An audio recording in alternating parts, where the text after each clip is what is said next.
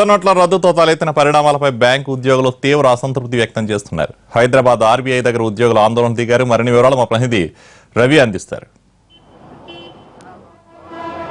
కళ్యాణ్, పెద్ద నోట్లు రద్దయి దాదాపు నెల రోజులకు పైనే గడుస్తున్నప్పటికీ ఇంకా సమస్యలు తీరడం లేదు. బ్యాంకులు, ఏటీఎంల దగ్గర క్యూలు కూడా భారీ స్థాయిలో ఉంటున్నాయనే ఉద్దేశంతో బ్యాంక్ ఎంప్లాయీస్ ఫెడరేషన్ అంతా కూడా ఆర్బీఐ ముందు ఆందోళన దిగింది. ప్రస్తుతం వీళ్ళంతా కూడా ఆర్బీఐ ముందుకు చేరుకొని ఆందోళన నిర్వహిస్తున్నారు. వీళ్ళంతా ఆర్బీఐ ఉద్యోగ సంఘాలు కూడా ఇందుకు మద్దతు తెలిపాయి. వీళ్ళంతా ఇక్కడ నినాదాలు చేస్తున్నారు. ఎందుకంటే బ్యాంకులకు ఎంత మనీ ఫ్లో చేస్తున్నారు, ఆర్బీఐ నుంచి ఎంత మనీ వస్తుందనే ఉద్దేశం కూడా ఇప్పటికీ చెప్పలేదని చెప్తున్నారు. ఎందుకంటే ఆర్బీఐ నుంచి బ్యాంకులకు కానీ, ప్రైవేట్ బ్యాంకులకు కానీ, లేకపోతే ఇతరత్ర బ్యాంకులకు ఎంత మేర సప్లై చేస్తున్నారు అనే లెక్కలను కూడా ఇప్పటివరకు ఆర్బీఐ చెప్పకపోవడం పైన వీళ్ళు పూర్తి స్థాయిలో మండిపడుతున్నారు. వీళ్ళు తక్షణమే ఆ లెక్కలన్నింటినీ చెప్పాలి అని చెప్పి వీళ్ళు డిమాండ్ చేస్తున్నారు. దీనికి అన్ని సంఘాలు all India bank employees federation ఆధ్వర్యంలో ఈ ధర్నా ప్రముఖంగా ఎలాంటి డిమాండ్లతో మీరు ఈ ధర్నా చేస్తున్నారు? డిమాండ్ రిజర్వ్ బ్యాంకు ఈ కరెన్సీ సప్లై చేయకపోవటం వల్ల ఇవాళ ప్రజలందరూ ఇబ్బంది పడుతున్నారు. కాబట్టి రిజర్వ్ బ్యాంకు ఈ కరెన్సీని సప్లై చేయాలి.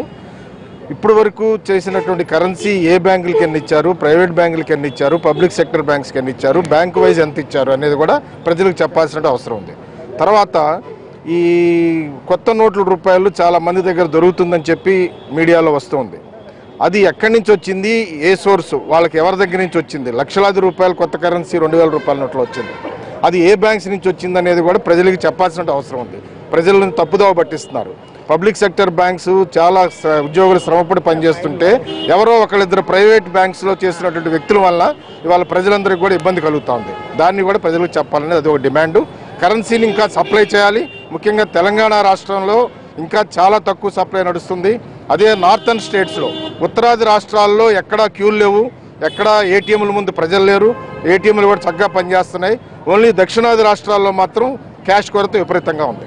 అంటే సార్ చెప్పినట్టుగా కేవలం దక్షిణాది రాష్ట్రాల్లో ఎందుకు ఈ క్యాష్ కొరత? ఏదైనా చిన్న చూపు చూస్తున్నారా, లేకపోతే తెలంగాణ, ఆంధ్రప్రదేశ్ రాష్ట్రాలకు మనీ సప్లైలో ఏమన్నా వ్యత్యాసం చూస్తున్నారా? చిన్న చూపు చూస్తున్నారనే ఫీల్ అవ్వాల్సిన అవసరం ఉన్నది. ముందుగా ప్యారిటీ, ఏదైతే ఎక్కడైతే ఎక్కువ పబ్లిక్ సెక్టార్ బ్యాంక్స్ ఉండి ఎక్కువ బ్రాంచ్ ప్రజలకి, చిన్న కస్టమర్స్కి ఎక్కువ ఖాతాలు కలిగిన వాళ్ళకి ఇవ్వకుండా ప్రైవేటు ఎలైట్ గ్రూప్ ఉన్నటువంటి ఫారిన్ బ్యాంకులకి వాటికి ఎక్కువ క్యాష్ సప్లై చేయడంలో వివక్ష అయితే ఆర్బీఐ చూపించిందన్నది నగ్న సత్యం. ఇది ప్రతిస్ఫుటంగా కనిపిస్తాం. సార్, ఇప్పటికీ దాదాపు నెల రోజులు దాటిపోయినా కూడా ఇంకా కరెన్సీ కష్టాలు తీరడం లేదు. మరి ఇలాంటి టైంలో కార్డ్లెస్, క్యాష్లెస్ ట్రాన్సాక్షన్స్ జరగాలి, కార్డులను ఇంప్లిమెంట్ చేయాలి అంటున్నారు. ఇది ఎంతవరకు సాధ్యమైపోయి అంటారు? సో ఇప్పుడు 35 రోజులు అయిన తర్వాత కూడా క్యాష్ సప్లై చేయలేకపోతున్నారు, ఏటీఎంస్ని ఆపరేషన్లో పెట్టలేకపోతున్నారు.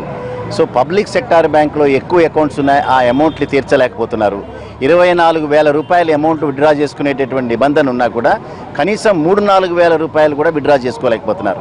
అంటే ఈ నిర్ణయాన్ని అమలులో ఇన్ని అవకతవకలు, ఇన్ని రకాలైనటువంటి అసలు ప్లాన్ లేకుండా చేసినప్పుడు ఈ క్యాష్లెస్ సొసైటీ అనేటటువంటి దాన్ని దీనిలో క్లబ్ చేయడం అనేటటువంటిది అది సరైనటువంటి పద్ధతి కాదు.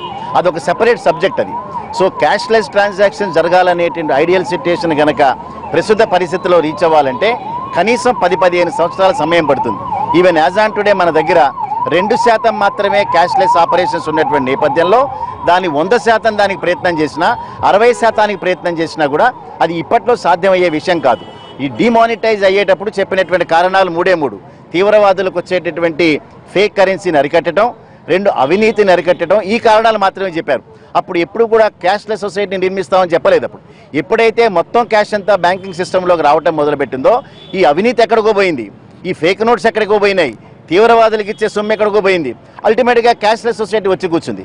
క్యాష్లెస్ సొసైటీని కూడా ఇన్ని ప్రణాళికలు వేసేటటువంటి వాళ్ళు ఇప్పుడు కమిటీని అపాయింట్ చేసి, కమిటీ ఎప్పుడు సూచనలు ఇవ్వాలి, ఎప్పుడు దాన్ని ఇంప్లిమెంట్ చేయాలి అంచేత సెపరేట్ సబ్జెక్ట్స్ అవన్నీ కూడా దానికి దీనికి సంబంధం లేనటువంటి విషయాలు. ఒకవేళ క్యాష్లెస్ సొసైటీ వచ్చినా కూడా ప్రపంచంలోని ఏ దేశంలో కూడా 100% క్యాష్లెస్ ట్రాన్సాక్షన్ జరిగే దేశాలు లేవు. అమెరికా లాంటి దేశంలో కూడా 45%కే పరిమితమైనాయి. చైనా లాంటి దేశాల్లో 10%కే పరిమితమైనాయి. ప్రజలకు ఐడియల్ సిట్యుయేషన్ పట్టుకురండి, కానీ దీనికి దానికి సంబంధం ఉండేటువంటి విషయాలు కాదు. కాబట్టి దానికి దీనికి మభ్య పెట్టకండి.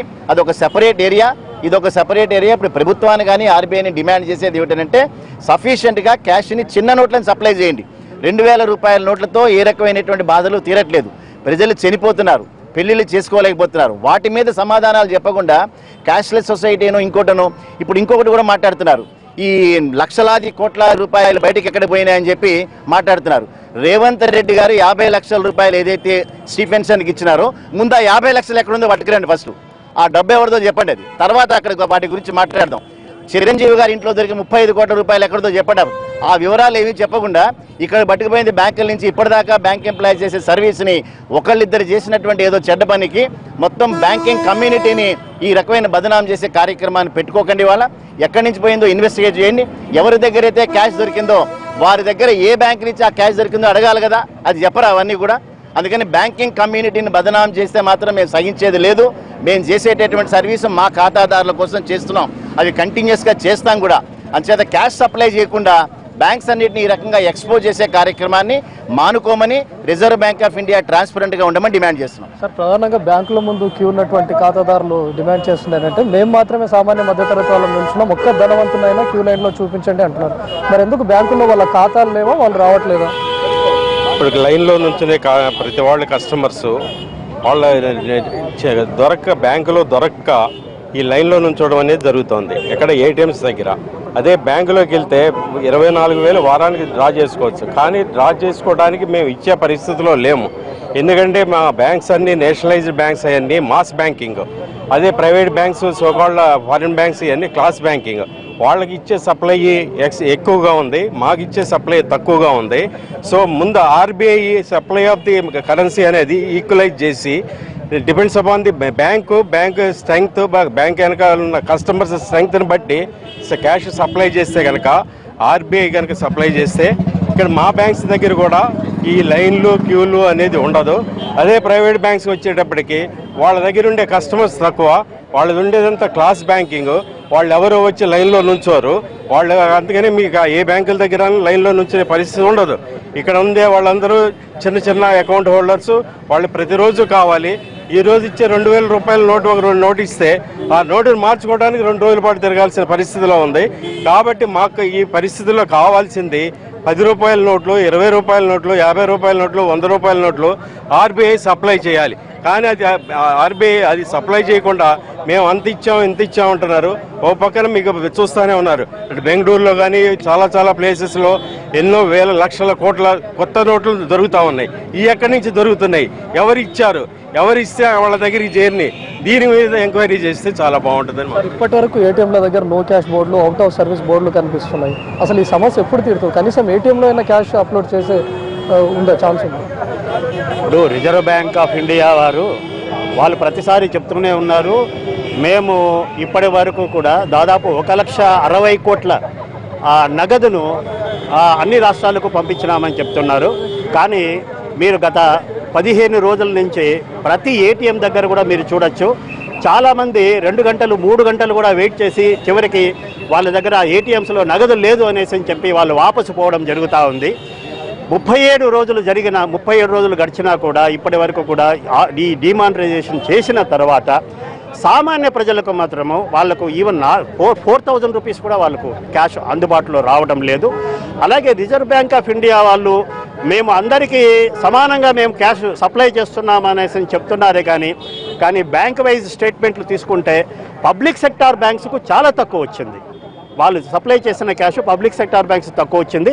అలాగే ప్రైవేట్ సెక్టార్ బ్యాంక్స్ ఏవైతే ఉన్నాయో ఆ బ్యాంకులకు వాళ్ళ ఖాతాదారులు ఎంతమంది ఉన్నారు అనేసి చెప్పి ఒక గణాంకం తీసుకోకుండా క్యాష్ వాళ్ళు కూడా ప్రైవేట్ సెక్టార్ బ్యాంక్స్ కూడా వాళ్ళు ఎక్కువ క్యాష్ సప్లై చేయడంతో ఇప్పుడు మీరు చూస్తూనే ఉన్నారు, బెంగళూరు కానివ్వండి, ఢిల్లీ కానివ్వండి, ఎన్నో చోట్ల ఈ ఎన్ఫోర్స్మెంట్ వాళ్ళు రైడ్స్ చేసి 13 కోట్లు, 5 కోట్లు, 6 కోట్లు, 7 కోట్లు ఈ 2,000 రూపీస్ నోట్స్ పట్టుకోవడం జరుగుతూ ఉంది. మరి వీళ్ళందరికీ క్యాష్ ఎక్కడి నుంచి ఇచ్చారు? ఈ ప్రైవేట్ బ్యాంకులు కానివ్వండి, ఏ బ్యాంకులు కానివ్వండి, పోస్ట్ ఆఫీసులు కానివ్వండి, ఎలా వచ్చింది?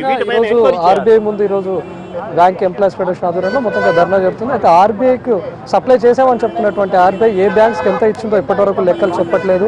అదేవిధంగా ప్రైవేట్ సెక్టార్ బ్యాంకులకు ఎక్కువ స్థాయిలో కేటాయిస్తూ పబ్లిక్ సెక్టార్ బ్యాంకులను చిన్న చూపు చూస్తుందని చెప్తున్నారు. అదేవిధంగా ఇప్పుడు పట్టుబడుతున్నటువంటి 2,000 రూపాయలు, కోట్ల రూపాయలన్నీ కూడా ఏ ప్రైవేటైజ్డ్ బ్యాంకులు, ఏ 1-2 బ్యాంకులు చేసినటువంటి పనికి మొత్తం బ్యాంకింగ్ ఇండస్ట్రీని తప్పు పట్టొద్దని చెప్తున్నారు. ముందుగా ఆ డబ్బు ఎక్కడి నుంచి వచ్చింది అనే విషయంపైన ఆరా తీసి వాళ్ళని పట్టుకోవాలని చెప్తున్నారు. ప్రధానంగా ఈ సౌత్ ఇండియన్ రాష్ట్రాలకు ఉన్నటువంటి బ్యాంకులకు చిన్న చూపు చూడకుండా ఆర్బీఐ పూర్తి స్థాయిలో డబ్బులు రిలీజ్ చేయాలి. అదేవిధంగా 2000 రూపాయల నోట్ కాకుండా చిన్న నోట్లను అంటే 50, 100 రూపాయల నోట్లను త్వరలోకి తీసుకొస్తే కొంతమేర కష్టాలు తీరే అవకాశం ఉందని చెప్తున్నారు కళ్యాణ్.